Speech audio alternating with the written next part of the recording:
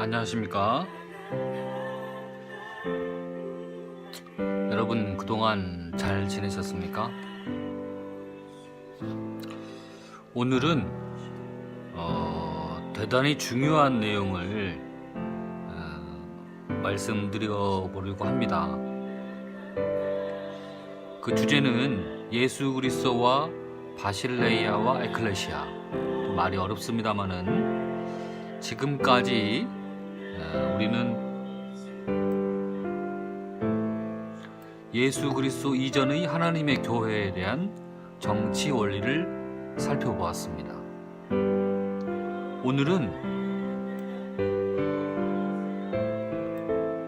예수 그리스도의 교회를 살펴봄으로써 교회 정치의 본질을 집중하고자 합니다. 그런데 우리는 항상 교회론에 집중한 나머지 예수님께서 처음부터 선포하셨던 이 하나님의 나라에 대하여 별로 깊은 관심을 갖지 못한 채 지내온 것이 아닌가. 어떤 사람들은 교회와 하나님의 나라가 동일한 것으로 생각하는 사람도 있지만 그렇지 않게 보는 사람들도 많습니다.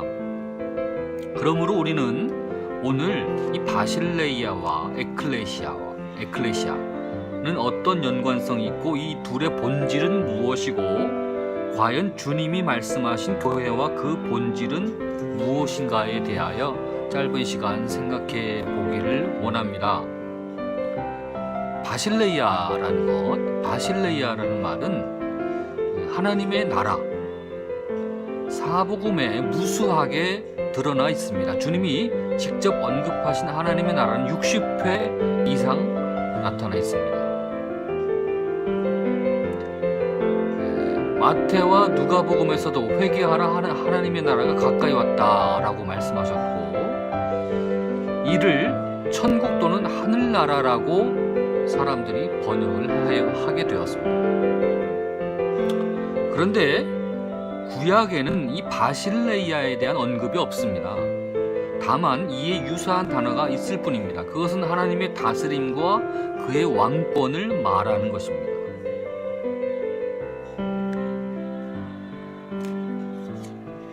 하나님의 나라는 초자연성을 띨 것이고 세상 나라의 경계가 없어지고 완전한 행복의 때가 도래할 것으로 믿는 그 하나님의 나라. 여러분 잘 들어보셔야 합니다. 그것은 곧 메시아를 통한 구원, 메시아가 왕이 되시고 하나님이 다스리시는 세상, 이스라엘을 통하여 온 세상을 구원하시는 메시아. 이스라엘만 구원하는 게 아니에요. 제발 좀 생각을 해야지, 생각을. 근데 이스라엘 사람들은요, 다윗과 그의 왕국을 간절히 바랬던 거죠. 다윗이 블레셋을 치고 그들과 연합 왕국을 이루면서 국위를 선양한 것 같은 왕국이 회복되기를, 그런 나라가 재현되기를 기다렸던 사람들이 유대인들이에요. 이스라엘 사람들. 그러니까 지금도 기다려요. 걔네들은 예수 안 믿어요.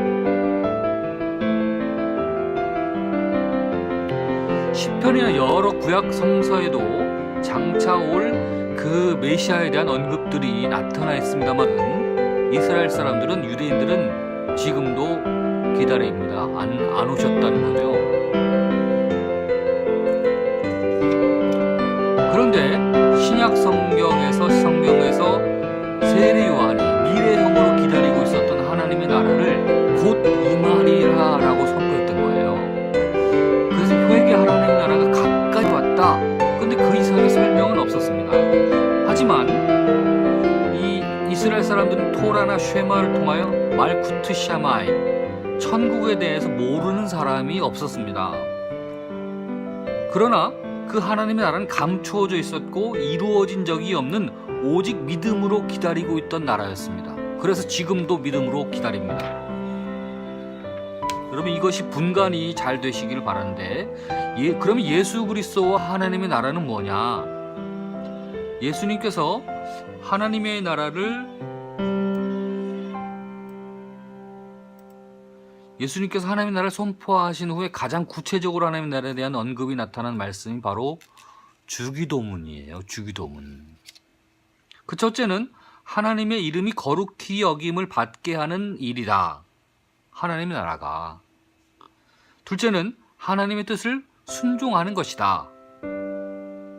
그러므로 말미암아 뜻이 하늘에서 이루어진 것 같이 땅에서도 이루어진 것을 하나님의 나라라고 말한다. 이것은 전적으로 하나님의 행동으로 그리고 완전히 그의 활동에 의해서이지 사람에 의해서 증진되고 창조된 사회를 말하지 않았고 그러한 국가나 어떤 상태를 말하지 않은 것입니다. 예수님께서 말씀하신 바실레이아, 이 하나님의 나라 안에는 왕권과 왕의 통치, 왕국의 뜻이 다 들어있습니다. 주님이 선포하신 말씀을 간단히 살펴보면 자, 7가지로 말씀드려 보겠습니다. 하나님의 나라는 가까이 왔다. Is at hand. 하나님의 나라는 가까이 온 줄 알라. 세 번째, 하나님의 나라는 오시는 나라다. 네 번째, 하나님의 나라는 나타나는 줄 알아라. 다섯 번째, 하나님의 나라는 임하시는 것이다. 여섯 번째, 하나님의 나라는 공격하는 자들이 점령하는 나라다. 일곱 번째, 하나님의 나라는 권능으로 임하는 것이다. 이상에서 7가지의 말씀으로 살펴볼 때 이 바실레이아는 인격적인 도래를 내포하고 있습니다. 하나님이 친히 왕으로서 오심을 의미합니다. 그래서 이 성경에 예수님께서 말씀하신 비유 속에 이것들이 너무 많이 등장했죠. 여러분, 왕의 종을 계산하는 그런 주인으로, 포도원의 일꾼으로, 포도원의 주인으로, 아들 결혼식의 왕으로, 혼인집의 주인으로 어떤 사람이 종들을 불러서 재산을 맡기고, 이런 모든 비유가 하나님이 행동하심으로써의 왕국입니다.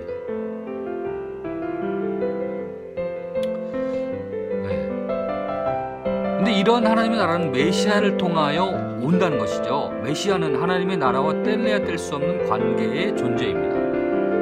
하나님의 나라는 메시아가 왕임을 선포하는 나라요. 그로 말미암아 이스라엘이 참된 회복을 말하였습니다.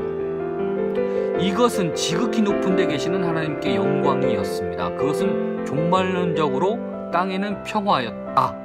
이러한 일은 메시아의 왕권과 그의 통치를 말하는 것이었고 이를 세례 요한이 증거했던 것입니다.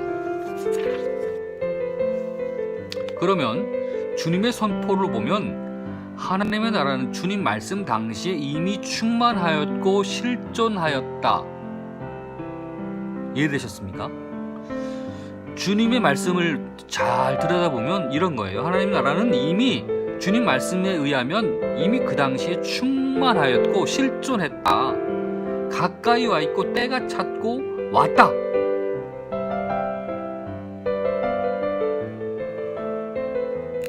세례 요한이 증거한 하나님의 나라는 곧 예수 그리스도와 동일시 되었던 것입니다. 하나님의 나라는 예수 그리스도인 것입니다. 근데 아직도 안 왔다고요? 세례 요한과 그의 제자들이 주님께 묻습니다. 오실 그분이 당신입니까? 그렇지 않으면 우리가 다른 분을 기다려야 합니까? 라고 물었죠. 그때 주님은 하나님의 나라는 경험적 실적의 동반을 포함한다. 그래서 이렇게 말씀하십니다. 율법과 예언자의 시대는 요한까지이지만 그 후부터 하나님의 나라가 선포되고 모두 그리로 들어가기를 힘쓴다 라고 말씀하셨습니다. 누가복음 16장에. 그래서 겨자씨와 같이 작은 데서부터 크게까지 말씀하신 것이죠. 이것이 지금부터 미래에 속하는 모든 것을 포함하는 나라. 예수님께서 선포하신 하나님의 나라는 미래적인 것으로만 말씀하시지 않은 것이죠. 그러니까 현재를 참고 견디고 막 이겨내고 이러면 나중에 우리가 죽어서 그 영광스러운 미래를 맞이하고 이런 개념이 아니라 지금부터 마지막 날까지 종말론적 하나님의 나라를 말씀하신 것입니다. 여러분, 이 말이 정말 중요하고 잘 깨달으시길 바랍니다. 지금부터 마지막 날까지의 종말론적 하나님의 나라. 지금은 아무렇게나 살고 지금은 세상과 아무 관계없이 살다가 죽어서 하나님의 나라?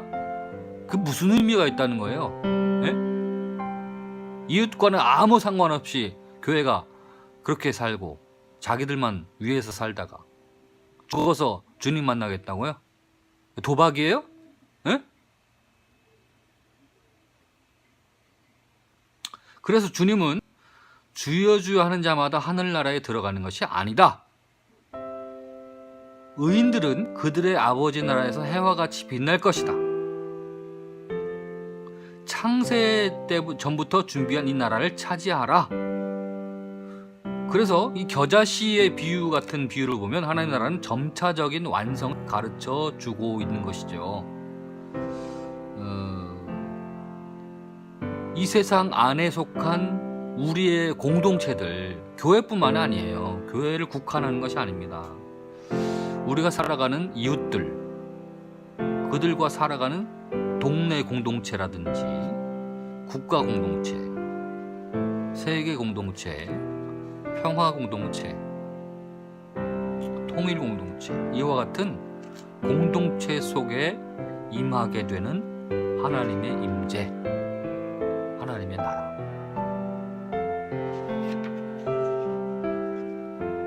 주님이 오신 목적이 야 너희들 죽고 나서 아주 끝내주는 나라가 있으니까 살아있을 때 잘 견디라와 이렇게 말씀하시기 위해서 인간으로 오셨을까요?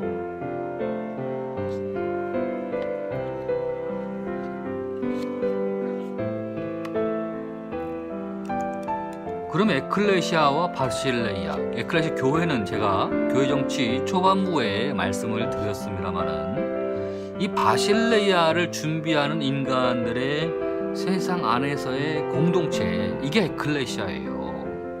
그러면 그 교회라고 번역해서 우리가 말을 하고 있는데 그럼 이 교회가 우리의 건물 그것만 교회냐? 그래서 제가 지난 시간에는 회당의 개념을 말씀드렸지 않습니까? 얼마나 멋져요. 세상 사람들과 같이 하나님의 말씀을 그분의 뜻을 듣고자 했던 그 노력들 지금은 이게 참 약하잖아요. 함께 살고 함께 화해하고 함께 평화를 누리고 인내하고 사랑하고 통일되고 이것이 교회가 힘써야 할 그리스도인들이 해야 할 일 아니겠어요? 그것 안 하려면 망하는 거예요. 망하는 줄도 모르고 아직도 욕심 부리고 그러면 으씨 그러면 안 되죠. 제발 당신의 그 욕심 덩어리 내려놔요. 내려놓고 세상의 사람들과 그들을 구원의 길로 인도하는 일 그거 하셔요. 응? 제발 무식한 짓 좀 하지 말고.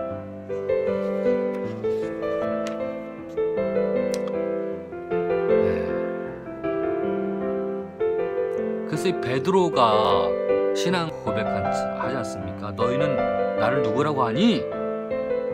이 질문은 제자들 전원에게 주어졌습니다. 베드로가 대답하기를 주는 그리스도시요 살아계신 하나님의 아들입니다 라고 그렇게 고백을 하지요. 주님은 그런 굳건한 신앙을 고백한 그와 같은 반석과 같은 신앙의 교회를 세울 것이다.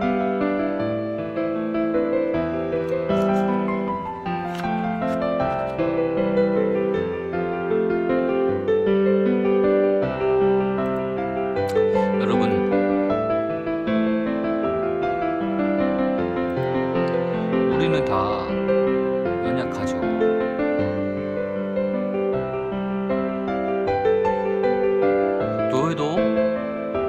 교회도 연약하죠. 세상도 연약하죠. 오늘 하루하루 어떻게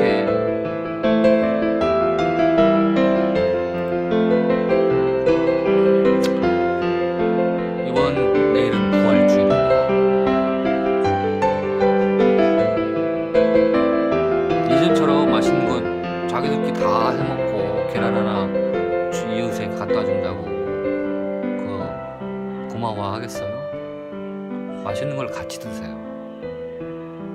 네? 계란은 당신들이 먹고 맛있는 거를 같이 나눠 먹어요.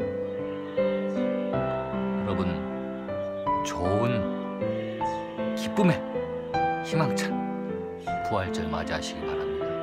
사랑합니다.